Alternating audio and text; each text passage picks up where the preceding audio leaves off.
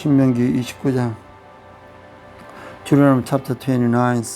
These are the terms of the covenants the Lord commanded Moses to make with the Israelites in Moab, in addition to the covenant he had made with them at Horeb.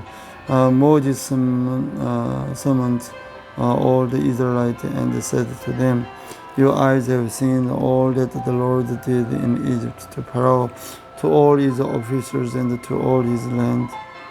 With your own eyes you saw those great trials, those miraculous signs and great wonders.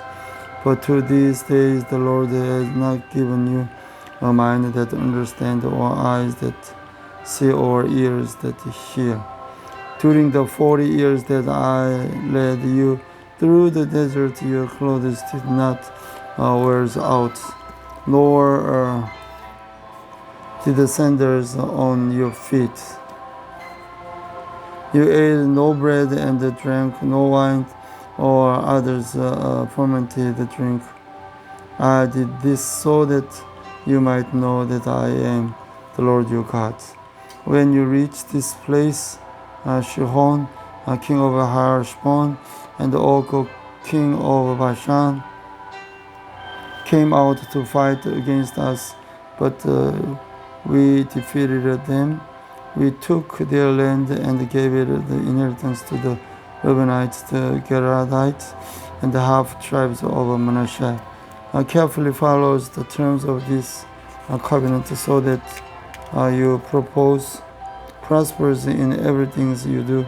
All of you are standing today in the presence of the Lord your God, your leaders and the chief men, your elders and the officers, and all other men of Israel, together with your children and your wives and the aliens living in your camp, who chop your wood and carry your waters. You are standing here in order to enter the covenants with Lord your God, is a covenant that the Lord is making with you this day, and the sealing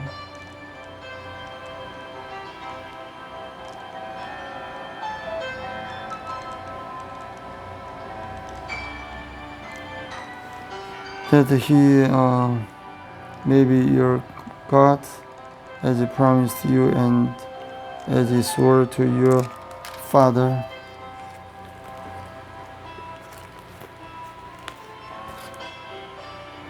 Abraham's, Isaac, and Jacob's. I am making this covenant with its oaths, not only with you who are standing here with us today in the presence of the Lord our God, but also with those who are not here today.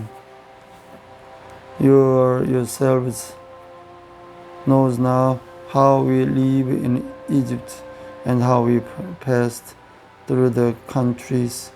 On the way here, you saw among them there's a detestable image and the idols of wood and stone, or silver or gold. Make sure that no man and woman's clan tribes among you today whose hearts turns away from the Lord our God to go and worship the gods of the nations. Make sure that no root among you and produce such bitter person. Poisons. When such a person hears the wonders of the oaths, he invokes a blessing on himself and therefore thinks I will be safe, even though I persist in going my own ways. This will bring disasters on the watered land as well as the dry. The Lord will never be willing to forgive him his wrath, and the tears will burn against man. All the curses written in the book will fall upon him, and the Lord will blot out his name from wondrous heaven. The Lord will single him out from all the tribes of Israel for disasters according to all curses of the covenant written in this book of the law. Your children's who follow you in the later generations after foreigners who come from distant lands will see the calamity that have fallen on the land and the disease with which the Lord has afflicted it. The whole land will be a burning waste of salt, and the surface nothing's planted, nothing's sprouting, no vegetation is growing on it. It will be like the destruction of Sodom and Gomorrah,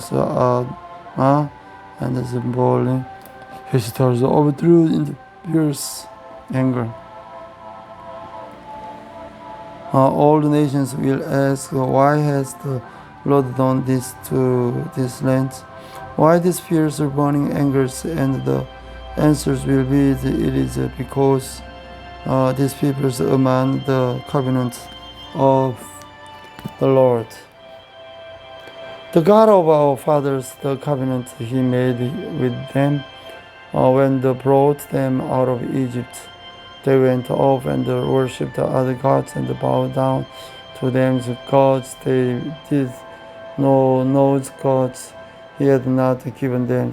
Therefore the Lord's anger burned against the land, so that he brought on it all the curses written in this book.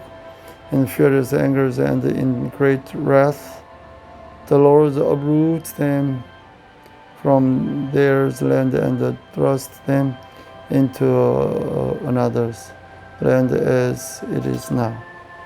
The secret things belong to the Lord's gods, but the things revealed belong to us and our children forever, that we may follow all the words of His law.